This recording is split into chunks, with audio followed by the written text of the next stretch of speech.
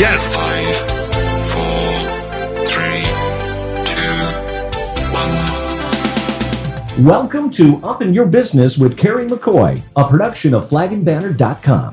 Through storytelling and conversational interviews, this weekly radio show offers listeners firsthand insight into the commonalities of successful people and the ups and downs of risk-taking. Connect with Kerry through her candid and informative weekly blog, where you'll read, get tips, and make comment on life as a wife, mother, daughter, and entrepreneur. And now it's time for Kerry McCoy to get all up in your business. Thank you, Chris. Like Chris said, I'm Kerry McCoy, and it's time for me to get up in your business. Before we start, I want to introduce the people at the table. We have, who you just heard from, Chris Cannon, my co-host, who will be managing the board and taking calls. Say hello, Chris. Hello. And recording the show to make a podcast available next week is our technician, Jason Malik from Arise Studios in Conway, Arkansas.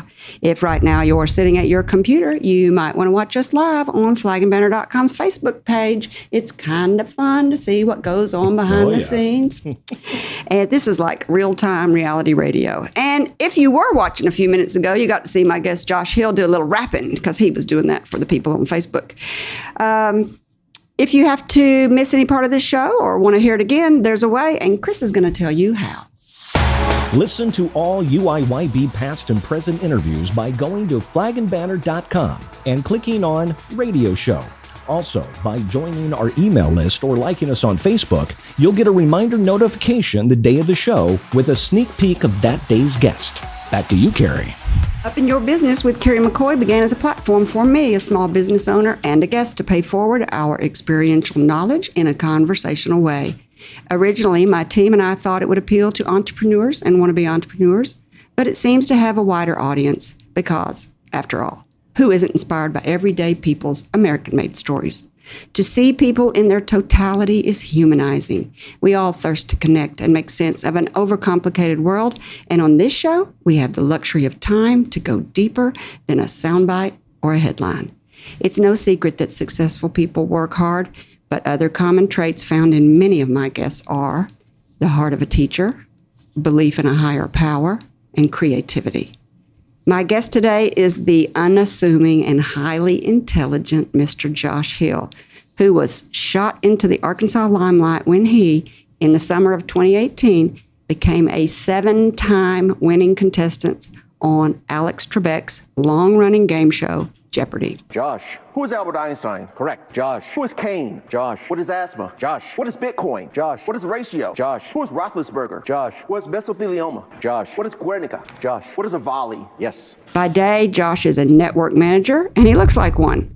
By night, he portrays his alter ego as the Bucktown Tiger in his friend group, the Central Arkansas Furs Association, founded in 2005.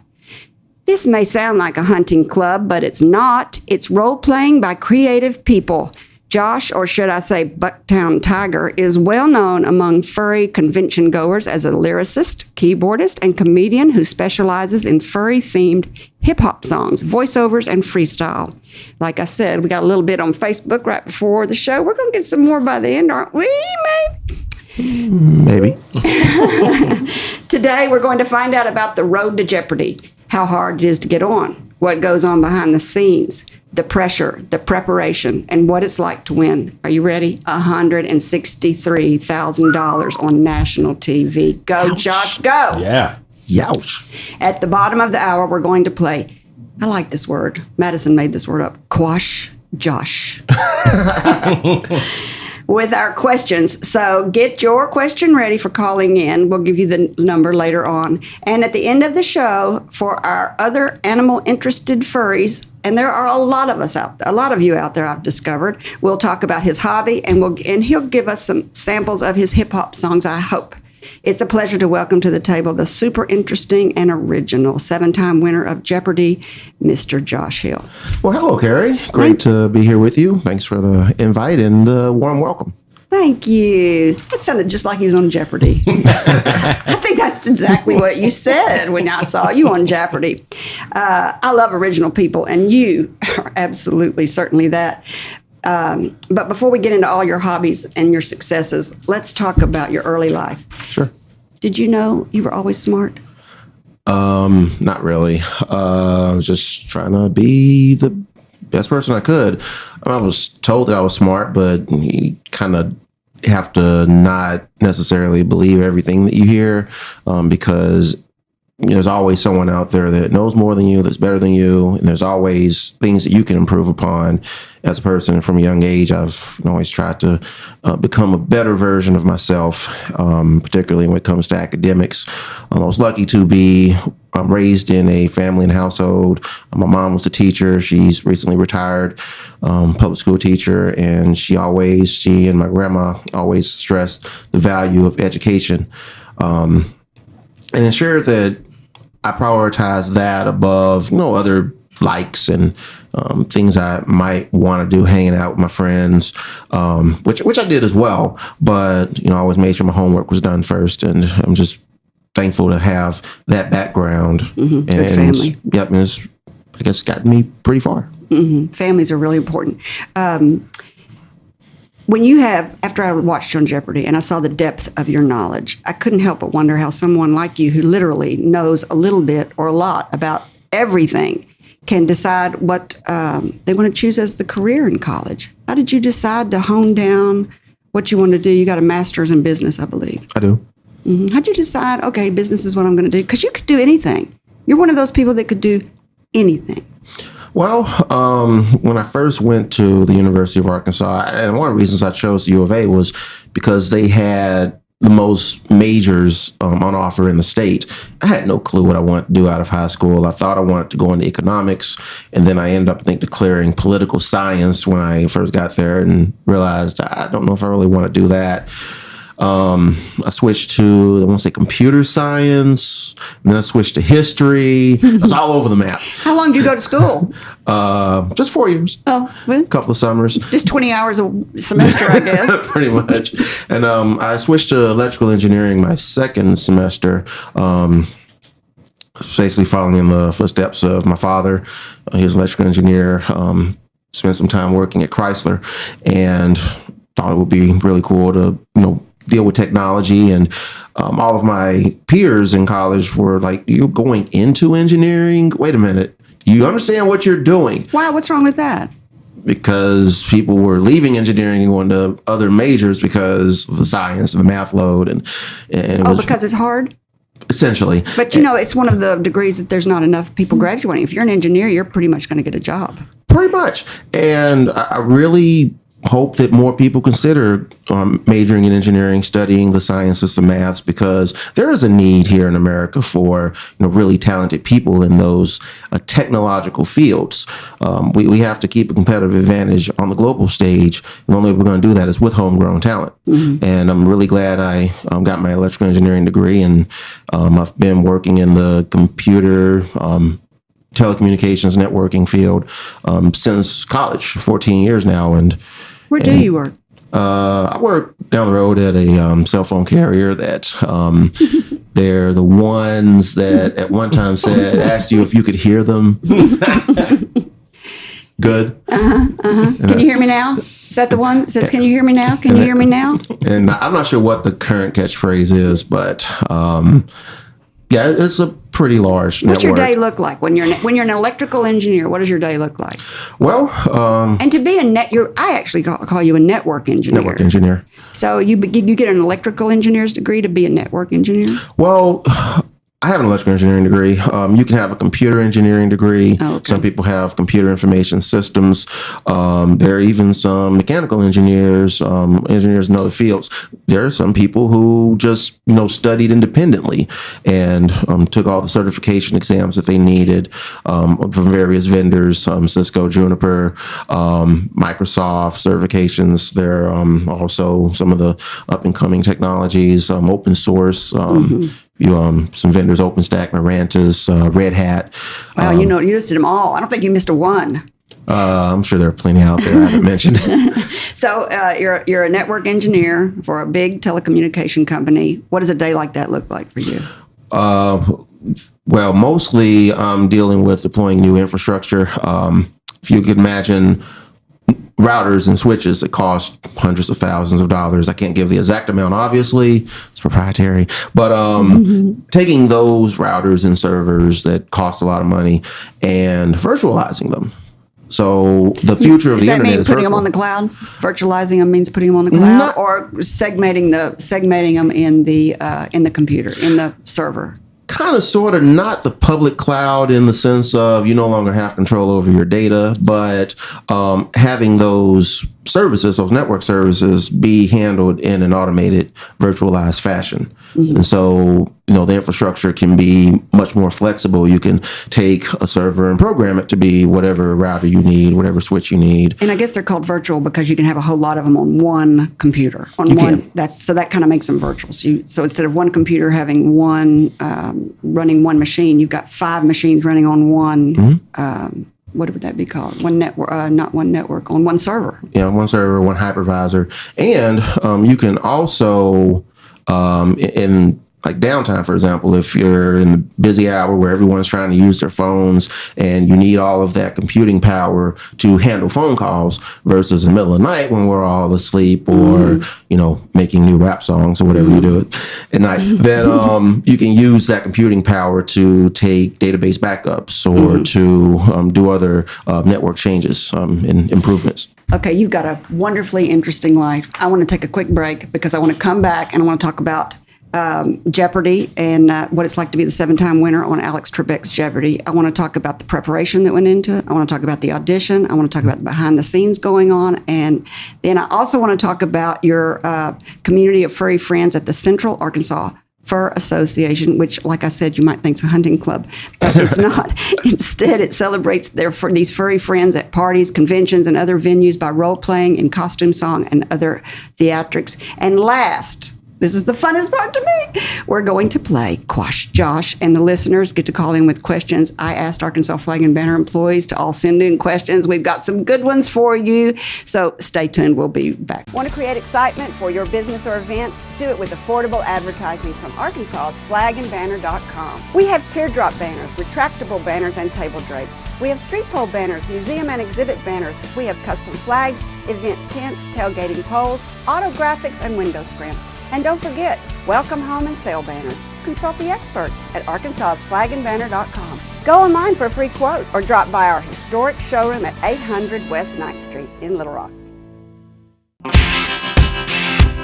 You're listening to Up in Your Business with Kerry McCoy, a production of flagandbanner.com.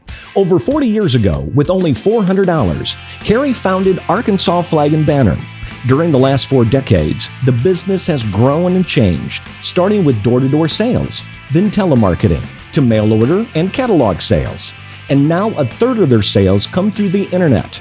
This past year, Flag and Banner added another internet feature, live chatting. Over time, Kerry's business and leadership knowledge grew. As early as 2004, she began sharing this knowledge in her weekly blog. And then in 2009, she founded the nonprofit Friends of Dreamland Ballroom. And in 2014, Brave Magazine was launched, whose next publication is slated for October 2018. Today, she has branched out into radio with this very production, podcast, and live stream on Facebook. Each week on this show, you'll hear candid conversations between her and her guest about real-world experiences on a variety of businesses and topics that we hope you'll find interesting and inspiring.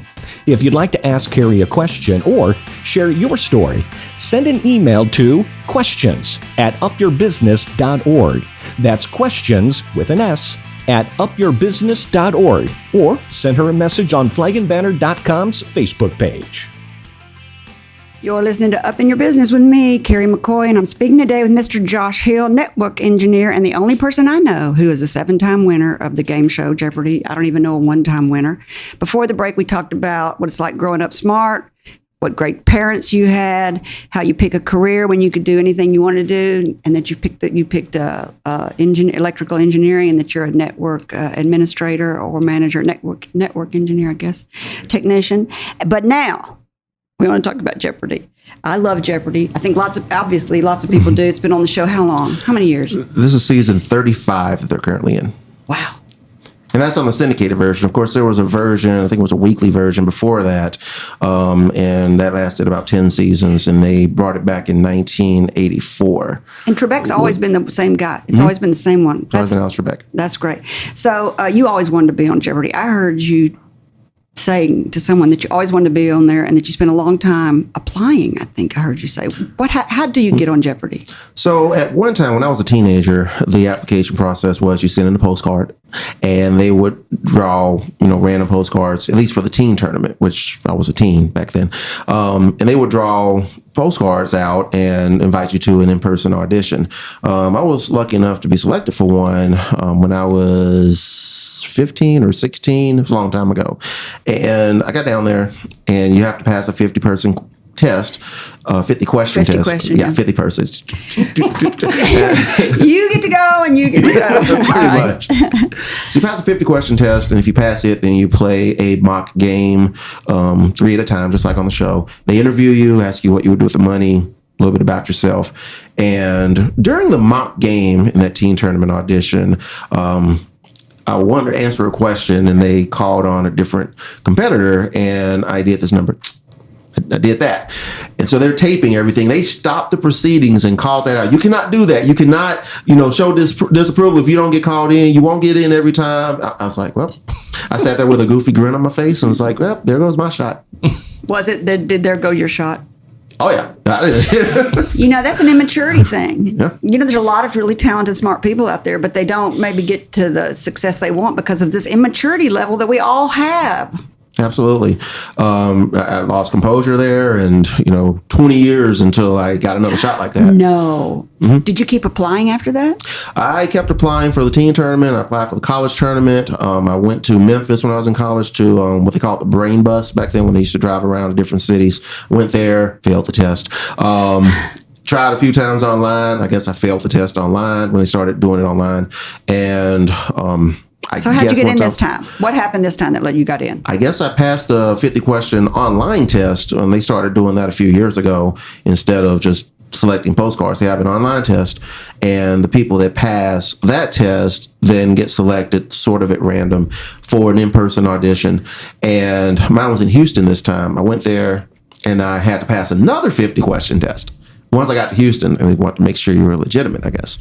And then after that, it was the same mock game and contestant interview. And I knew I wasn't going to do that time. I was like, I'm not going to roll my eyes. I'm not going to get in every time. And it turns out at the Houston audition, Alex Trebek was there. He usually doesn't come to auditions, but he came to that one. He surprised all of us. And he's just a really jovial person, really good with not just contestants, but also the audience. He took questions from all of us. And then the local affiliate, KHOU, was filming our 3x3 contestant mock games. And I was actually one of the ones playing, and Alex was being interviewed in the background, and they made a joke, and everyone laughed in the room. And I'm standing up there, and this is on their camera, and I turn, I'm like, what's going on? And so I look. I got this goofy deer in the headlights grin going on. The other competitors look, and luckily the contestant coordinators also, kind of look. And so it wasn't too much of a disruption because we all just sat there and awed Alex. Anyway, we got back to the interview, and I guess I did okay. That was on a Friday. We drove over to New Orleans to watch the Saints beat the Carolina Panthers. Who dat?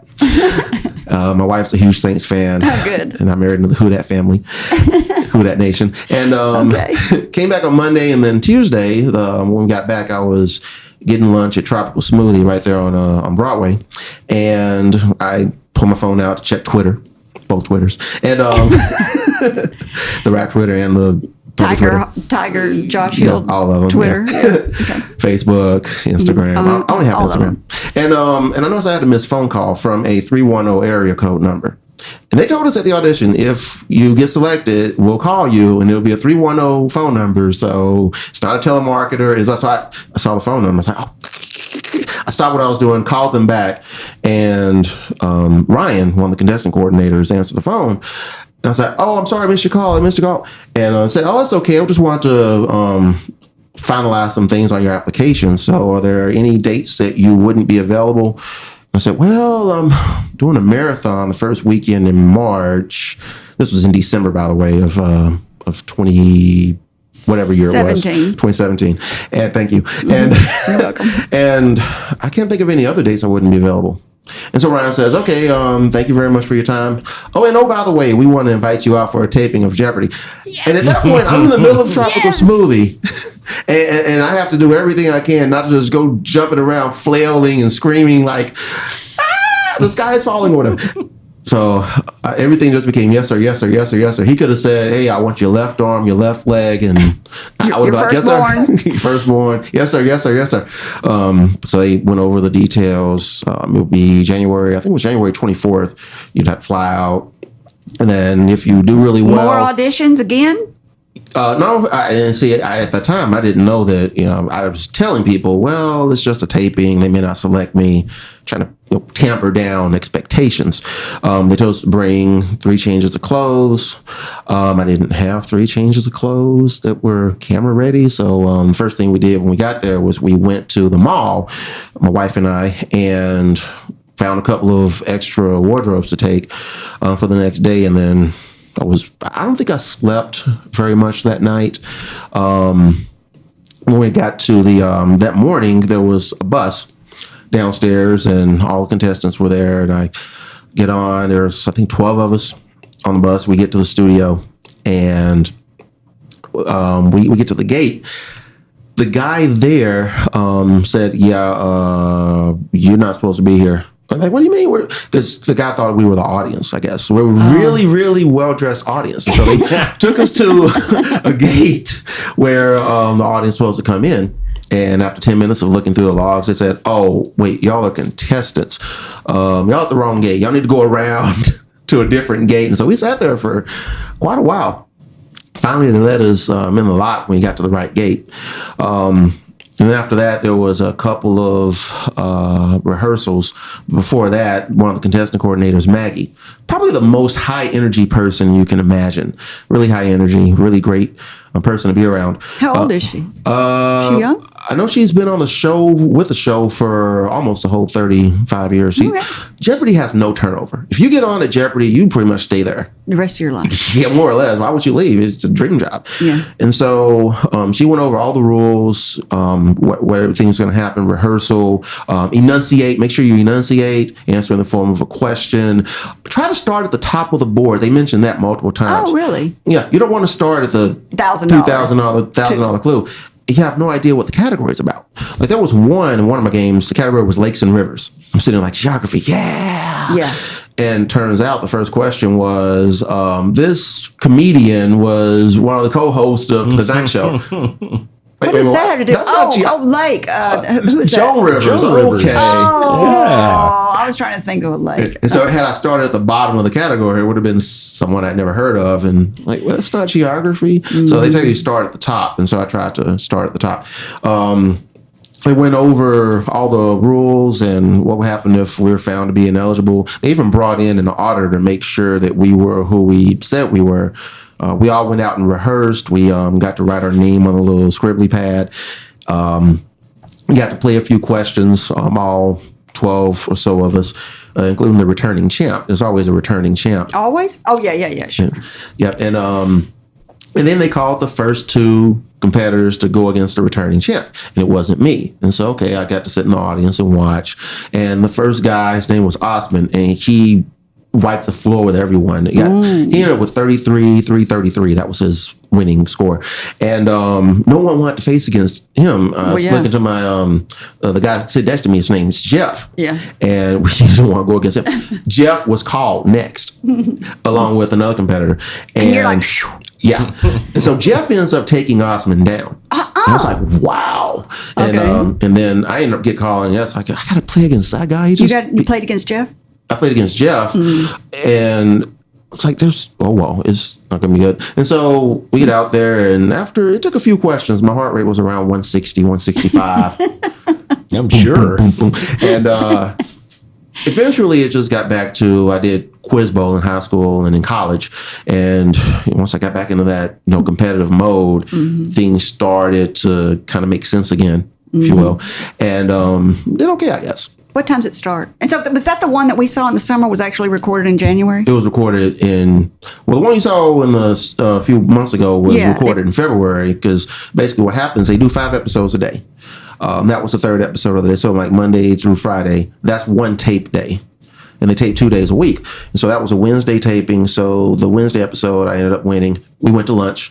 So I had the, status of the returning champ at lunch. And so everybody's giving me side eye like, no, I'm just playing. We were all like really, really friendly, all the competitors. I wondered about that. Oh, no, we all like Facebook friends now. Oh, that's sweet. It's really cool. And so Thursday, ended up winning that episode, and Friday. And so I flew back home.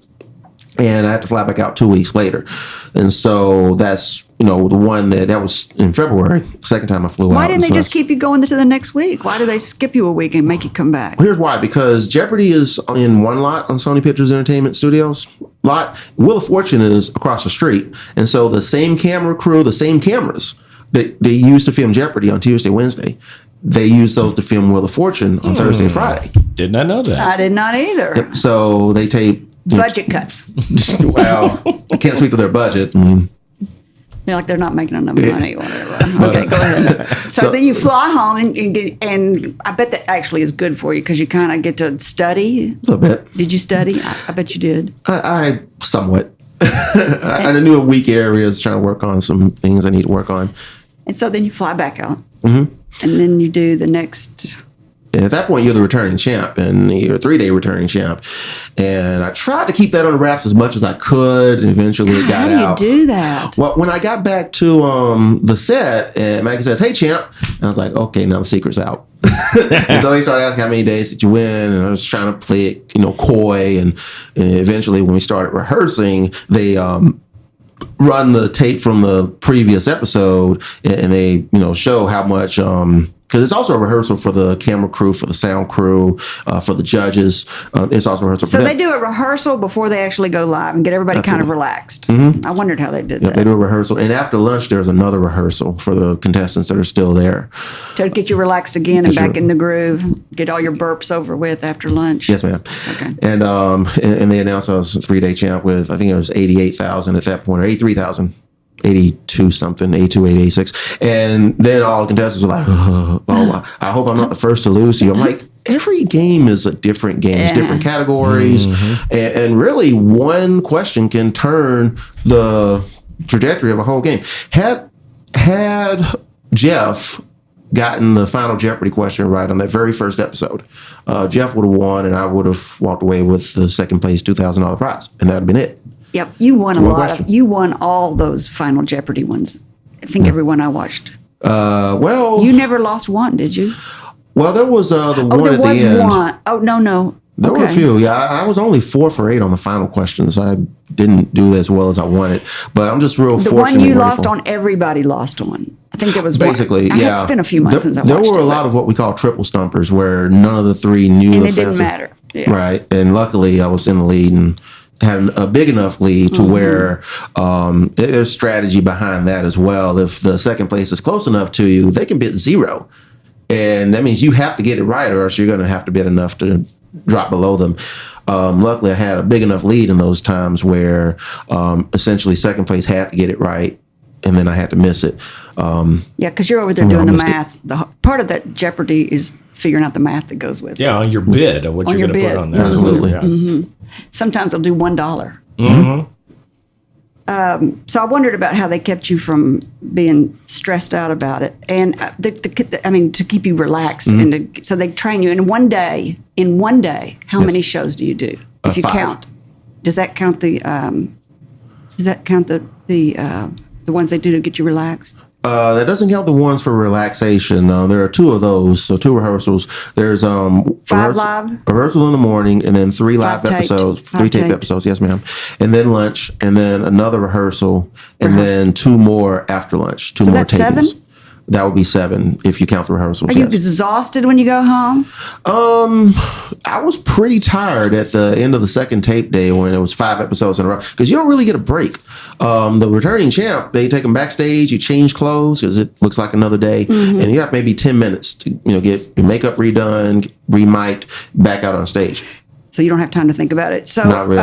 The categories that are chosen, I always wonder if they, you've taken all these tests. They know what your strengths are. Do you think they're rigged to try and make people get out? Absolutely not. In fact, there are 6 episodes that are written out by the question writers, and they pick 5 at random. And those are sorted at random before the tape day is even started. And then they select the contestants at random. So it's random contestants, random tape days. And in fact, there's always at least one contestant on each day that doesn't get selected. There has to be a sense of randomness about it. So they always bring in at least one alternate. On the first day, I think there are 2 alternates there.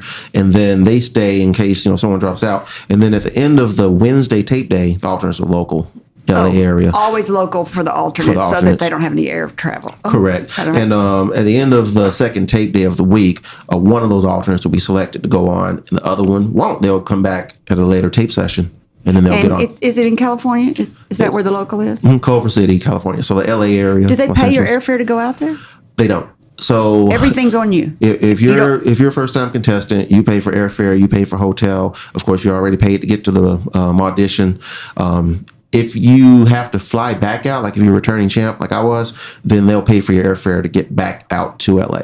So you know how you talked about a few minutes ago how you made that sound of disapproval. I've seen guys do that about the buzzer, like hit the buzzer with their finger and then somebody else gets it and then they look at the buzzer like it's something wrong with their buzzer, At the end of every commercial break, the first thing that Maggie and Lori do, the contestant coordinators, they come and ensure that we all, and Glenn, they make sure that each one of our buzzers works. They have us all ring in, one by one, just to let you know, hey, your buzzer does work. Maybe you just weren't quite fast enough, or maybe you were too fast, you were too early.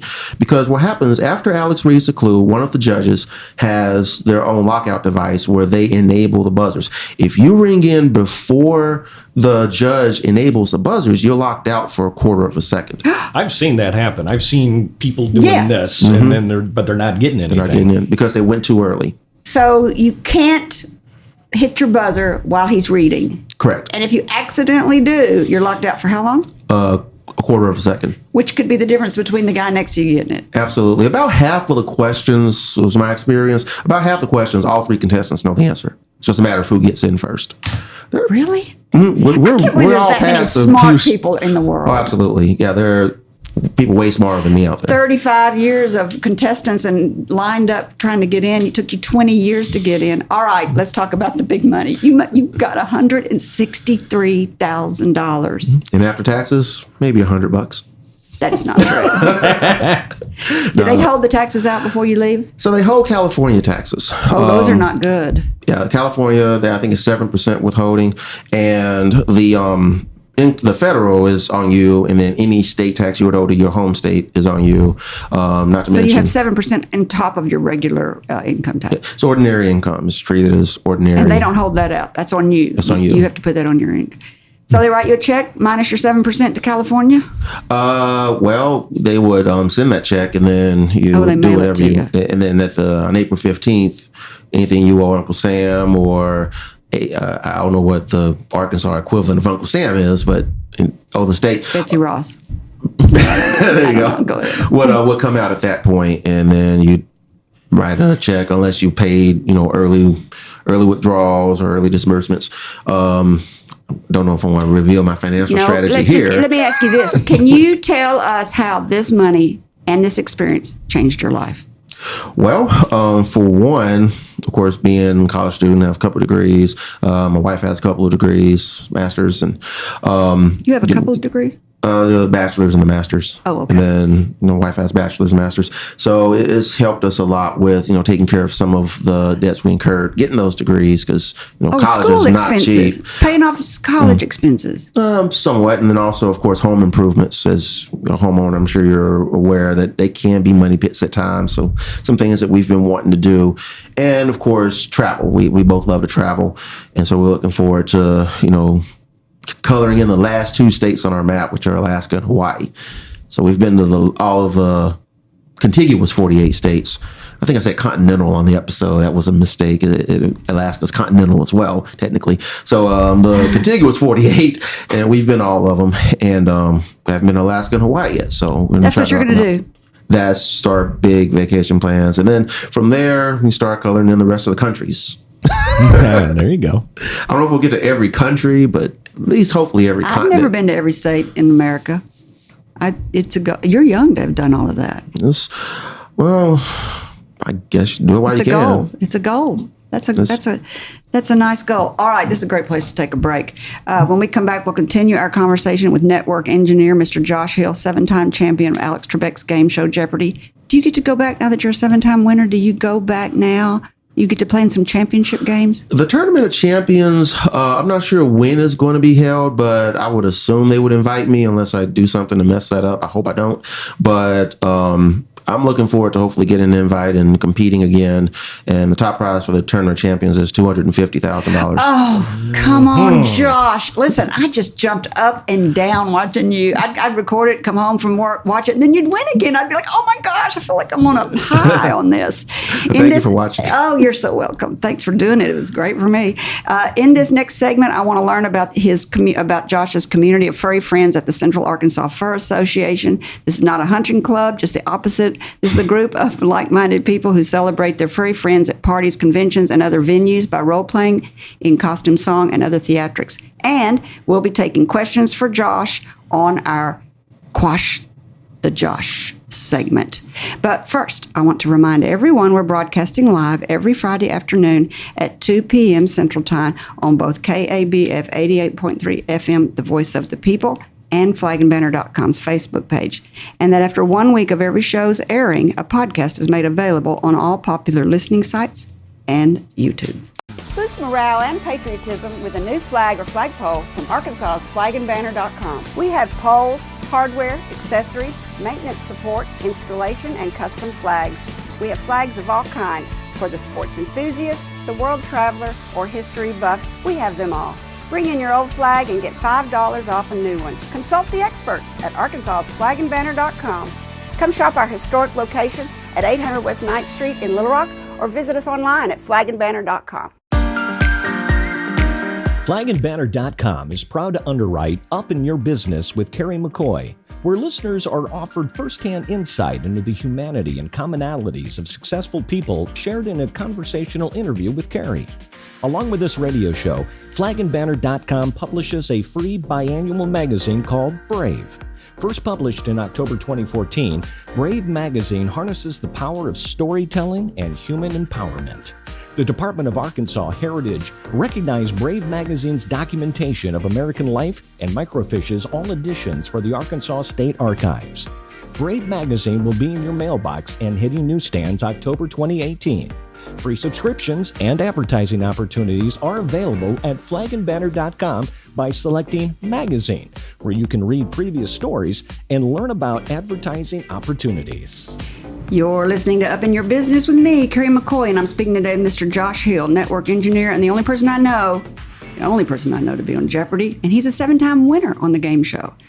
If you've got a question for Josh, make a comment on flagandbanner.com's Facebook page, which I do not have on I don't have my laptop here. So someone's going to have to tell me if you do. The best way, though, if you've got a question for Josh today, is to call in. So write this number down and call. 501-433-0088. Say that one more time. 501-433-0088. And if you're shy, you can just creep on my weekly blog about life as a small business owner at flagandbanner.com. Or as I said earlier, you can listen to our podcast.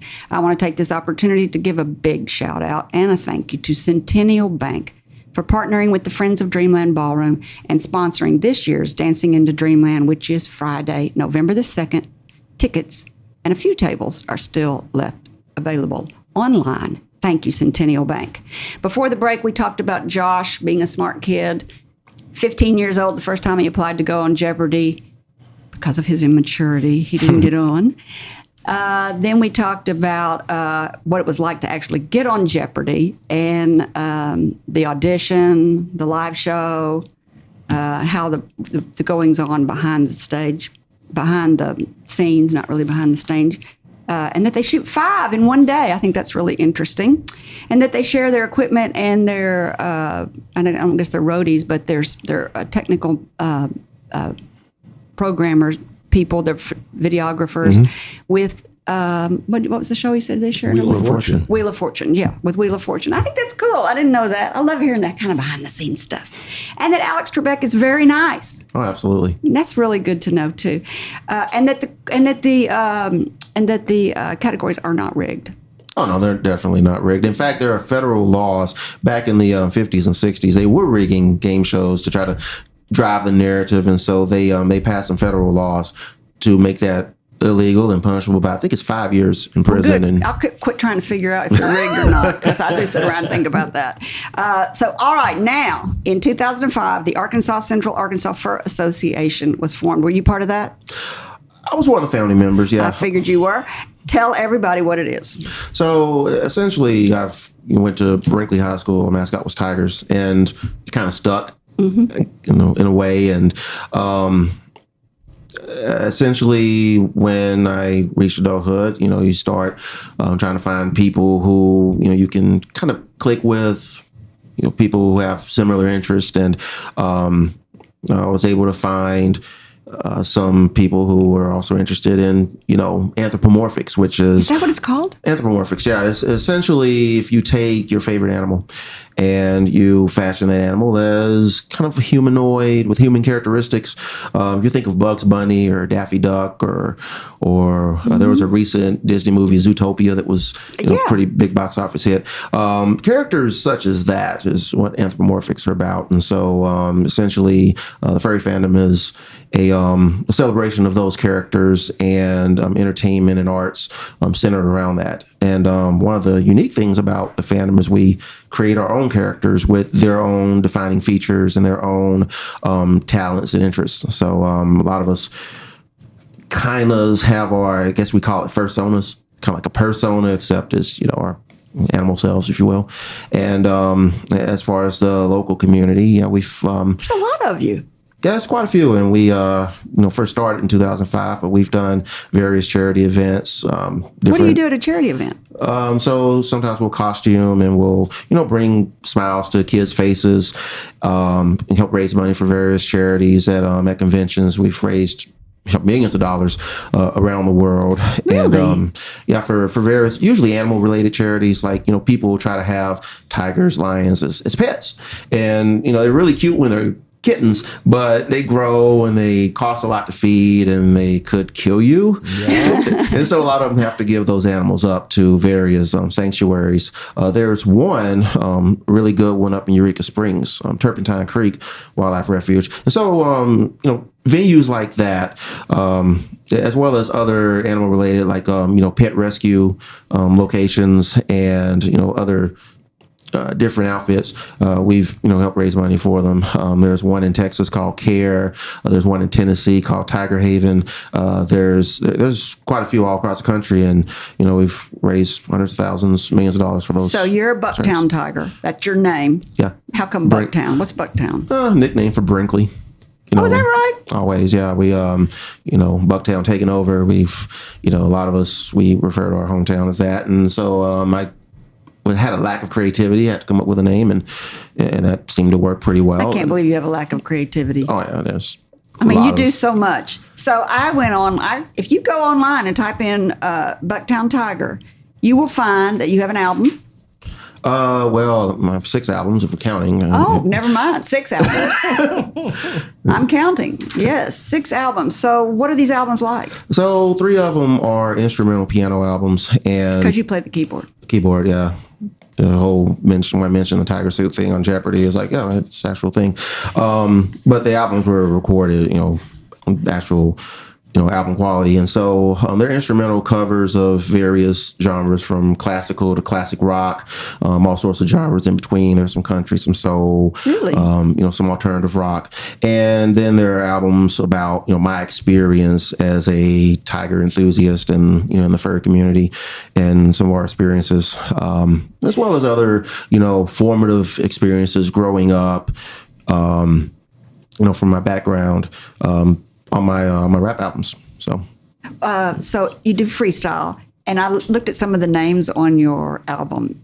Give us some names, because everything's a play on word. I mean, this tiger persona has got some great play on words. Yeah, there's quite a few. I mean, of course, there's Ray for the World, obviously, that album. There's one called Perfect Pitch, but of course, Perfect. Yeah, 2 R's and perfect. And every time you see the word for, it's fur. Of course, yeah. And even, I'm just casual conversation, I'm saying for, and I kind of slur a little bit, like, I'm ready for dinner, Does your wife do this with you? Is she a hobbyist too? Well, I mean, she's been very supportive of, every one of my endeavors throughout our nearly 14 years together, and I'm really appreciative of her every day. Did you hear that, honey? He's giving you a shout out. Well, of course. I love her. She's smart as you are too. Oh yeah. If we teamed up in trivia, I think, because she's really good at all the areas that I'm like not good at. I think we'd be a pretty dynamic force. You going to give us a little sample of rap? A freestyle, something freestyle. Well, I mentioned on Jeopardy that I rap about not just furry stuff, but also network engineering stuff, and it's not easy writing a rap about rap protocols, but there's some when I'm popping tags. So you go in the server room and start rapping to the guys. What do you say to them? I'll be like, "Where your tags at? Go on, pop them out. Send them to my P router. We can swap them out. Send them to my PE so we can drop them out. And if they kill your connect, fast reroute." Ha ha. It's like popping tags. Like it has nothing to do with clothes at all. It's completely MPLS with EBGP. We move packets like bricks, serving all y'all CEs. Popping tags. No. Popping tags. I like it. I love it. We're going to continue. You're listening. I just want to tell everybody right now, quickly, you're listening to Up in Your Business with me, Kerry McCoy, and I'm speaking today with Mr. Josh Hill. That's who you just heard rapping about his network engineering business. Shia, whatever that means. I don't know. What does that mean? I'm out of the loop. That's another way to say yeah. Oh, okay. Okay, it's time to play. We've got 10 minutes. It's time to play Quash Josh. Say that again. Quash Scotch? Where? Where? I had a hard time That's saying okay. that. Say it one more time. Quash Josh. All right, there we go. Quash Josh. What is that? Is that his? Oh, is that Jeopardy? Yes. Jeopardy music. Oh, it is. Yeah. Quash Josh. Quash Josh. All right. So let's give out the number if anybody wants to call in again. Okay, that is 501-433-0088. Again, 501-433-0088. So everybody's been listening to Chris today. He's my co-host. I just want he gets to have, this is his question. I sent an email out to everybody. And I know. Way too easy. Let's just say, Josh, you're going to get this. Well, Sure. It's juvenile is what it is. It's Well, very juvenile. So like that's me. the category. So the category of this is juvenile. All right. From the sun, this is the 7th planet in our solar system. What is, okay, and I got to make sure I say this correctly because I don't want this to go viral. What is, I want to say it Uranus. Yeah, it's not the way to Is say that it. I know. You're trying to get me to say Uranus. I get it. That was from the Minus? Wait, what? not No. Uranus. Yeah. No, Uranus. No. All right. All right. This category came from my office. Yeah. Yeah, I didn't know this. She's my bookkeeper. I know. And if he knows this, he's a genius. But I'm going to give you a category because a category helps. This category is called vexed. Uh-oh. This term, meaning the study of flags previously considered part of heraldry, was formalized by the U.S. scholar and student of flags, Mr. Whitney Smith. Whitney Houston. No, I'm sorry. Nice. Mr. Whitney Smith in 1961 in his publication, The Flag Bulletin. Okay, so the category is vexed. So, and Jeopardy does this a lot as well, where they'll, the answers or the correct responses will be kind of in the clue. And so, what is vexillology? No! Boom! How do you say that in rapper music sound? Boom! I don't know. What did they say? Shazam. Vexillology, Scientology. I can't believe that. That is correct. Vexillology with 3 L's, people. All right, here's an easy one. This would be called sounds, category sounds. Okay. After a few hours in the hot sun, I'm ready to drink a cold beverage this way. Me too. Also, an engine sound. Ooh, after a few hours on the hot sun, I'm ready to drink a cold beverage this way. Also, an engine sound. Ooh, that's a tough one. The easy ones are going to get him. Yeah, oh, goodness. What is? It's not chill. I can't think of an engine that says chill. I mean, I chill. What is hummed? I don't know. Chug. Oh, chug. What is chug? Chug. Okay, here's another one in the category of sound. Well, actually, I'm going to give you a hard one because you'll probably get this one. This one came from our purchasing, from Nikki in purchasing. Okay.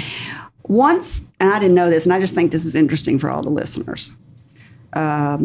Once a significant source of income for the state of Kuwait, this legacy has seen a steep decline since the 1990 Iraqi invasion. For the state of Kuwait, this legacy. Oh, I think of Kuwait as oil. What is oil? That's what everybody thinks of. That's what I would have thought. I know. Everybody I've asked this question has said oil. What is pearl diving? Really? Gulf has pearls. Wow. She said that there were, when you would go to Kuwait, one of the museums was all these old pearl diving boats, and it was one of their biggest tourist attractions they had. And they're all been blown away and gone. Oh, no, history lost. Yeah, that's sad. That is so sad when you think about all the museums. And they recently, a museum burned up in another city. Brazil, Brazil, with so many relics in it that I just don't. 200 years. Mm-hmm, terrible. All right, here's another one in the sound category. Okay. Hearing this hyphenated sound of tiny feet means you have kids in the house or mice. What is pitter patter? Very good. Did you see how you enunciated that as well? That's what you're supposed to do on Jeopardy. People, I mean, there was an episode recently where the guy, it was a Coolio question, and he said, "What is gangster's paradise?" And they called it correct, and they went back and said, "No, you said gangster instead of gangsta, and so we're going to take away $3,200." Yeah. Yes. No. Gangster. Sticklers to the rules. Well, they do that all the time. They go, hold up, and then they go, okay, that'll go. All right, here. This is an easy one. I hope all the listeners need to get this one. This is for the listeners, but you get to answer it. Josh. In a Mother Goose rhyme, rub-a-dub-dub, they're the three men in a tub. Mm-hmm. Who are the butcher, the baker, and the candlestick maker? Very good. I wouldn't have known. Not at all. You would not have known that? I don't remember that thing. That was too long ago. You have any kids, Josh? No kids. And you remember two that? of us. It came up recently in some trivia book I was studying. We do study for these things. Do you really study trivia books? Oh, absolutely. Is there another game show you love? I love pretty much any trivia show that is like legitimate trivia. There are some shows that I won't name that are basically just shots in the dark. Those are kind of frustrating, but there are a lot of shows that are really good. I still think Jeopardy is the best. It's the longest running, obviously, but it is also really well written. The clues are entertaining. They're accessible to a wide variety of audiences, and I just really enjoyed the experience being on. And if you're listening out there and you ever wanted to be on Jeopardy, go for it. Yeah, because it took you 20 years. How often did you apply? Every year or once a month? Or Well, there was a time when I stopped applying. I just given up. But a few years ago, I decided to start trying again and try once to a month, or how often did you apply? They offer the test around once, maybe twice a year. Oh, so you can only do it twice a year. Mm-hmm. And you just Google that up. When's the Jeopardy test? How'd you find that? I watched Jeopardy, and they during the episodes and the commercial breaks, if they have a test coming up, they'll mention when the test is going to be and give you the address. All right. Here's another one. First developed in 1912. Oh, this one. This one came from my son in Where is he? In the Ohio State in Columbus. The Ohio State. That's right. The Ohio State. You've got so many interests. You love sports. You love music. You love I don't know how you ever decide what to do in life. All right. This one came from my horticulturalist son. That's your category. Okay. Horticulture. First developed in 1912. This unit of measurement is still used to determine heat level in chili pepper. It is the Scoville unit. Oh my gosh! How do you know that? It's another one of those trivia nuggets. I think as capsaicin has like really, really high. It's like 300,000 Scoville units or whatever. Ghost peppers are really high. Anything hotter than bell peppers, I try to avoid. But so I gave this question to my husband. I said, "Honey, your son sent this along. First developer in 1912. This unit of measurement is still used to determine heat level in chili peppers." And he said, "What is the tongue?" That's a nice one. That's a good answer. That was pretty quick. 1912. Yeah, only since 1912. We only got tongues in 1912. All right, here we go. The only American. Oh, this is another one of Chris's. This is easy, but you have to have some easy ones because if you don't, the listeners can't play. Right. Okay, the only American state to begin with the letter P. Wow, there is only one state. I've never thought of it. Wow. Come on. What is Pennsylvania, which is also home to the, one of the world's largest furry conventions. Is it really? Yeah. How many people? In Pittsburgh. They were around 9,000. Their last. You know, I feel like that harkens back to your childhood because my kids all wore tails. Yeah. They when they were kids and they would play in the yard and stuff, I would have to pin tails on them all the time. On their, they'd have like a dog tail or a tiger tail, or one of them had a devil tail with a little pitchfork on the end of it. And it does kind of harken back to being a kid and wanting to dress up in costumes and stuff. I bet you love Halloween. Halloween is a very celebrated holiday. Furry holiday. So everybody go online, and you can go online and see Josh in his tiger, in his buck. Was it Buckhead? Bucktown, I think. Bucktown outfit. Isn't that hot? It can get very hot inside. Yeah. In fact, some of them they design them with fans inside to try to at least have some modicum of coolness. But they can get really hot, and especially when you're on a stage performing in a concert, they can get really hot. And in fact, there are some OSHA regulations where you're not supposed to be in stage lights and full body suit like that for more than 15 minutes. I've done 1.5 hour long concerts in suit on lost stage. 10 pounds. About 10 pounds, yeah. Yeah. Usually, especially the one in Pennsylvania, usually I lose about 10 pounds each. So you perform year. at all those? You perform at a lot of those conventions. I have in the past, yeah. I've done shows more or less from coast to coast. That is so cool. So how do people get in touch with you? Various ways on Twitter. I'm at Josh Tiger Hill on Twitter. Josh Tiger Hill on Twitter. Yep, and really that's the best. Most of my online communications there. And you charge people, right? Or do you do it for free because you just love it? Well, I usually either get a dealer's booth where I can sell CDs or various other. Do you methods. sell a lot of CDs? There are quite a few. Yeah, there's. I had a map up in my studio of everyone that had my CD, and I ended up having to get a globe to put pins in Australia and Malaysia, South America, all over Europe. You are so interesting. I just love it. We're all over the world. I love it. Could you have don't you also have a studio, not a studio recording? Didn't you have Pause something? Did I see that? Yeah, that's a moniker I made up. It's basically my basement. Oh, it's called Pause Studio? Paw, it's Paw Recognized Paw, yeah. Yeah, Kind of like Game Recognized Game. It's my basement. Okay. I have a gift for you. I should give you one of the Globe. It's a desk set. Oh, nice. U.S. and Arkansas. This is awesome. Yep, for your desk, for everybody. Yeah, everybody on Facebook. Hey, see his desk set. The two best flags that there are for all your vexillologists.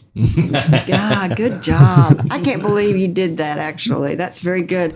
Hey, Chris, who's my guest next week? That's going to be Ryan Harris, the executive director for Oxford American Magazine. He's not from here. I think he's from St. Louis, where he was a bookie. He booked bands in St. Louis. I do believe that's where he came from. And he has a big following and is well known is as a booking agent around the South.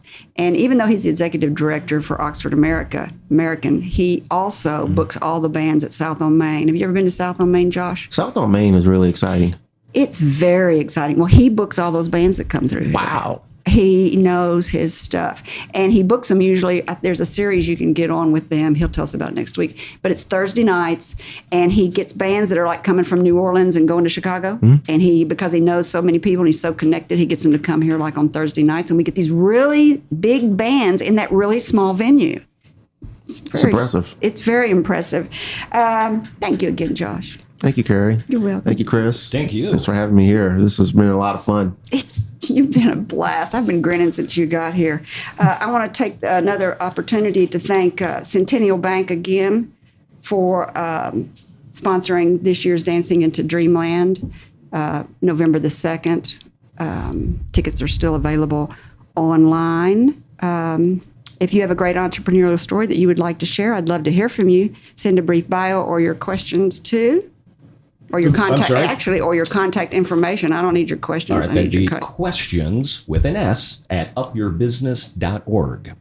And finally, to our listeners, thank you for spending time with us. My hope today is that you've heard or learned something that's been inspiring or enlightening, and that whatever it is, will help you up your business, your life, on your independence. I'm Kerry McCoy, and I'll see you next time on Up in Your Business. Until then, be brave and keep it up. You've been listening to Up in Your Business with Kerry McCoy, a production of flagandbanner.com. If you miss any part of this show or want to learn more about UIYB, go to flagandbanner.com and click on Radio Show, or subscribe to her weekly podcast wherever you like to listen. All interviews are recorded and posted the following week, with links to resources you heard discussed on today's show. Kerry's goal, to help you live the American dream.